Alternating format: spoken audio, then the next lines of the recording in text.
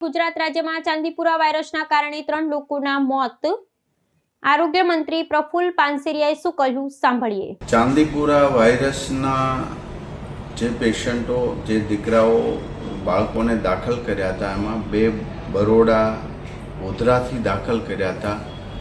એ બંનેના positive report આવ્યા હતા અને એમનું એ સમયે ડેથ થયું હતું। એ જ રીતે હિંમતનગરમાં સિવિલ હોસ્પિટલમાં જ્યારે દાખલ એક રાજસ્થાનનો પેશન્ટ કરવામાં આવ્યો હતો દીકરાને બાળકને એ પણ પોઝિટિવ પેશન્ટ આવ્યું હતું ને એમનું પણ ડેથ થયું।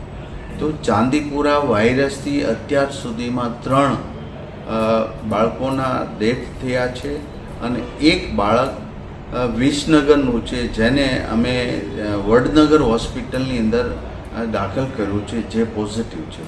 એટલે આ સાવચેતીના ભાગરૂપે અમારી ટીમ બધી જ જગ્યાએ કામગીરી કરી રહી છે।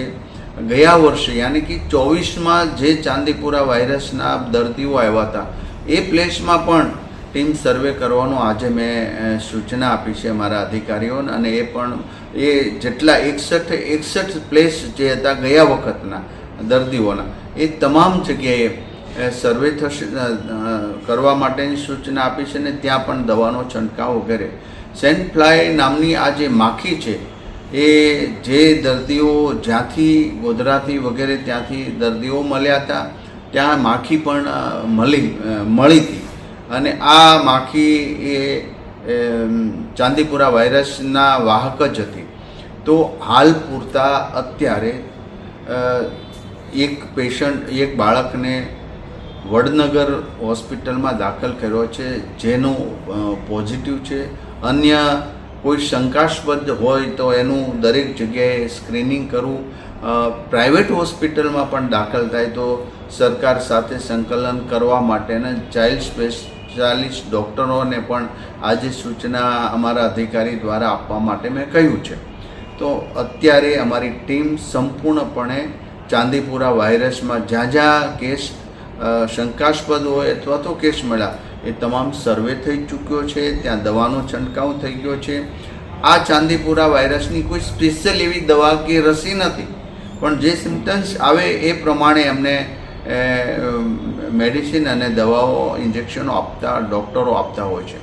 માટે અત્યારે કોઈ જ એવું ગભરાટ ફેલાવવાની એ જરૂરિયાત નથી, પરંતુ સાવચેતી રાખીએ આપણે કે બાળકને તાવ આવતો હોય કે તુરંત પહેલું થયું તો નજીકના સરકારી દવાખાને અથવા પીએચસી સીએચસી સેન્ટર કે સબ સેન્ટર હોસ્પિટલ પર એમને લઈ જઈ એમની સારવાર માટે કરીએ છીએ।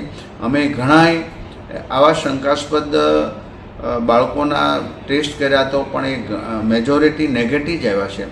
3 બાળકોના મૃત્યુ થયા છે, એમના પોઝિટિવ રિપોર્ટ હતા અને એક બાળક અત્યારે દાખલ છે એ પણ પોઝિટિવ છે। એટલે અન્ય જગ્યાએ કોઈ ગભરાટ ન ફેલાવતા ફેલાય એ માટેની હકીકતની જે માહિતી છે અમારા આરોગ્ય વિભાગનું જ માન્ય રાખવું। ઘણાય વોટ્સએપ સોશિયલ મીડિયામાં પોતપોતાના રીતે મૂકતા હોય, પણ એવી લેભાગુ તત્વો દ્વારા મુકાયેલી માહિતીમાં વિશ્વાસ ન રાખવો। રાજ્ય સરકારના અમારી ટીમ અને આરોગ્ય વિભાગથી જે સજેશન મળે અને જે માહિતી મળે એ સાચી હોય છે, અને કારણ કે તો જ નહીતર ગભરાટમાં ઘણા લોકોના મેન્ટલી પણ પ્રોબ્લેમ થતો હોય, તો એવી ગભરાવાની જરૂર નથી। ટીમ સતત કામગીરી કરી રહી છે।